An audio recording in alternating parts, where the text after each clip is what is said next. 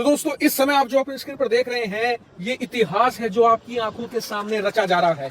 आप भारतीय इतिहास की सबसे अद्भुत टेक्नोलॉजी को देख रहे हैं। जिन्हें अब भी नहीं पता उन्हें बता दूं, ये भारत का पहला स्टेल्थ हथियार है जो आपकी आंखों के सामने उड़ान भर रहा है। दरअसल अब से कुछ देर पहले डीआरडीओ ने ये वीडियो पब्लिश करी और दुनिया को बताया कि भारत ने पहली बार एक स्टेल्थ टेक्नोलॉजी का फ्लाइंग टेस्ट किया है। और जिन्हें नहीं पता ये क्या था उन्हें बता दूं कि ये स्विफ्ट यूसीएवी था। अब ये स्विफ्ट यूसीएवी क्या है? दरअसल भारत एक नई तरीके का हथियार तैयार कर रहा है जिसका नाम है ओरा यूसीएवी।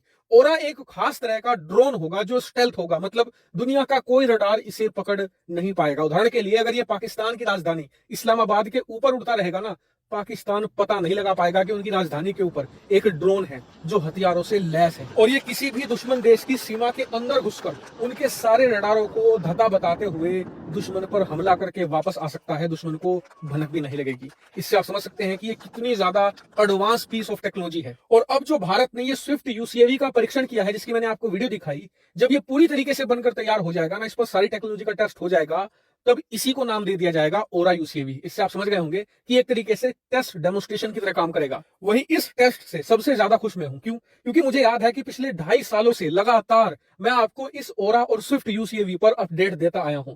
जब भी मैं आपको ये बताता था ना कि 2022 में आप इसे उड़ता हुआ देखोगे, आप जाकर वीडियो अभी भी चेक कर सकते हो, सारी वीडियो वहां मौजूद है।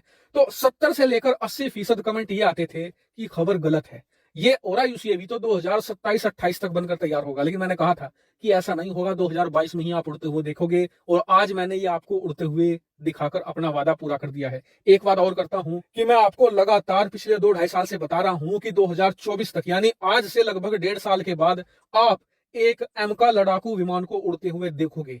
मैं आपसे वादा करता हूं कि 1.5 साल के अंदर मैं आपको ऐसी ही वीडियो दिखाऊंगा एमका लड़ाकू विमान के उड़ान भरते हुए। इस वीडियो को सेव करके रख लीजिएगा। वही ये टेस्ट भारत ही नहीं पूरे एशिया के लिए इतना महत्वपूर्ण क्यों है? इसका कारण ये है कि पूरी दुनिया में सिर्फ अमेरिका एक ऐसा देश है जो बहुत ही सफलतापूर्वक स्टेल्थ हथियार तैयार कर चुका है। बात करें चीन और रूस की, तो उन्होंने स्टेल्थ हथियार बनाए जरूर हैं, लेकिन वो पूरी तरीके से स्टेल्थ नहीं है। ऐसे में अगर भारत जल्द से जल्द ओरा को सेना में शामिल कर लेता है तो अमेरिका के बाद भारत ही दुनिया का दूसरा देश होगा जिसके पास एक स्टेल्थ हथियार होगा।